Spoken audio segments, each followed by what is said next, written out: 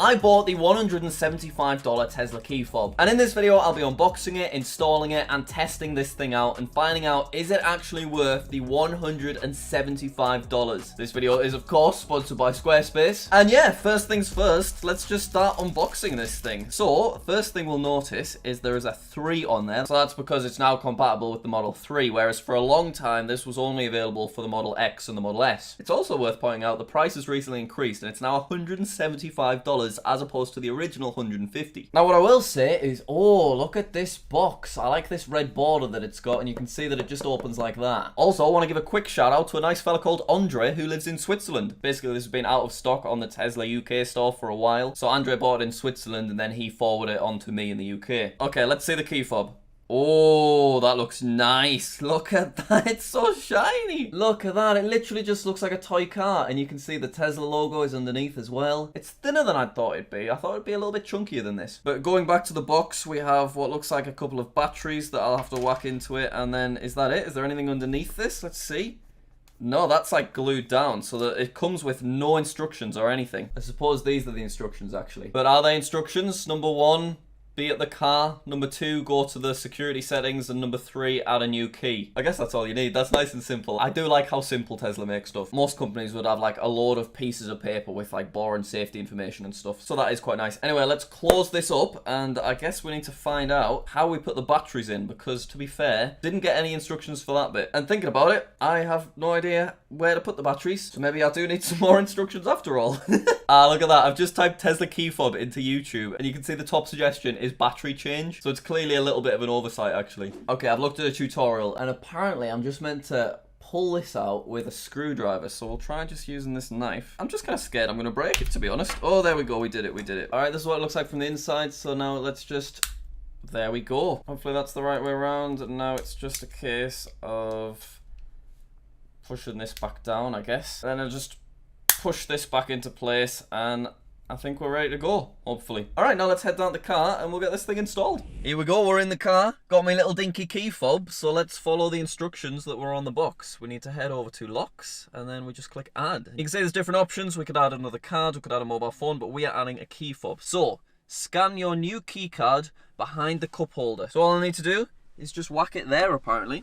There's no like specific area or anything, so we'll just see if anything changes on the screen. Nothing's changed yet. I'll push it a bit further back, I suppose, see if that does anything. Oh, there we go. That always feels fiddlier than it should be, but anyway, it's now saying tap existing keycard to approve pairing. So I'll whack that out of my Ridge wallet, don't mind if I do.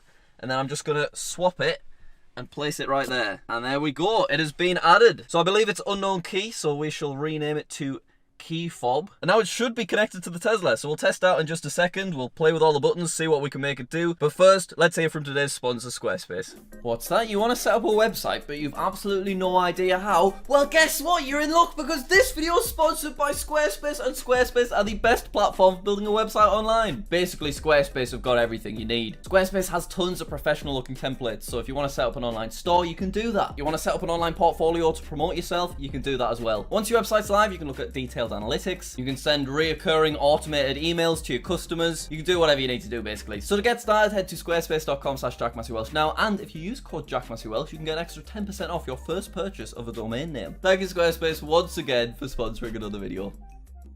So here we go. Now what I will say about the pairing thing is, isn't it just like a bit fiddly? Because you don't know exactly where to put your card. And you could see that it didn't recognize it immediately and I had to like push it a bit further back and shake it around. It just seems a bit weird that there's no like definitive spot. But anyway, let's click some buttons on this key fob and just see if the Tesla does anything and if it's actually connected or not. So I'm just going to press the top. Ah, we've locked it. Very exciting. Okay, I'm going to press the top again. Here we go. And that has unlocked the car, I believe. So I shall just test that. I'm going to give Becky my phone because my phone obviously would unlock the car automatically. So let's lock it and let's walk up. And I think it should automatically unlock if I have the key on me. Yeah, it does. But I can then lock it straight away, which is nice, so that's cool. Okay, so now what I'm going to try is apparently if I click on the front of the car, because you can see obviously it's a little mini car, that should open the frunk, which is actually a massive bonus, because currently to open the frunk you need to either go inside the car or you need to go on your phone, you need to click the open front button, then you need to click the confirm button, and it's a bit of a faff on, whereas this would be way, way easier. So, shall we try it? Here we go, I'm excited. I'm gonna click the front. Nothing's happened. I definitely clicked it, I promise. Maybe I have to double click. Yes, you have to double click. That is actually pretty epic. That is massively convenient. Now, of course, you can't lock it again because this isn't like a power lifted boot or anything. But you should be able to do that with the actual boot. So let's head back there. Here we go. This one's quite exciting. You ready for this? Apologies for how ridiculously dusty the boot gets. It's just that dusty road. But anyway, let's double click the back of the key fob. Yes! Look at that! In I go! How much fun is that?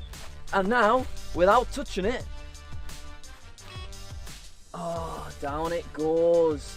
Let's just click it again and see what happens. Nothing. Let's click it again. And up it goes. So once again, that's pretty cool.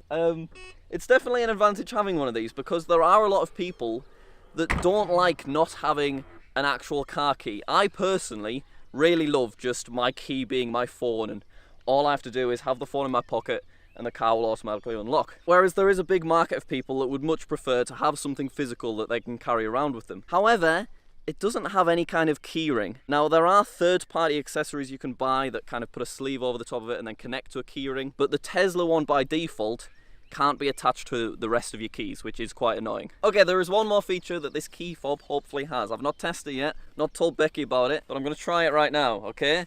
So let's just see what happens. Just bear with me. Oh, hang on. Just wait. Hang on. Yeah, it's not working. Let me try it again.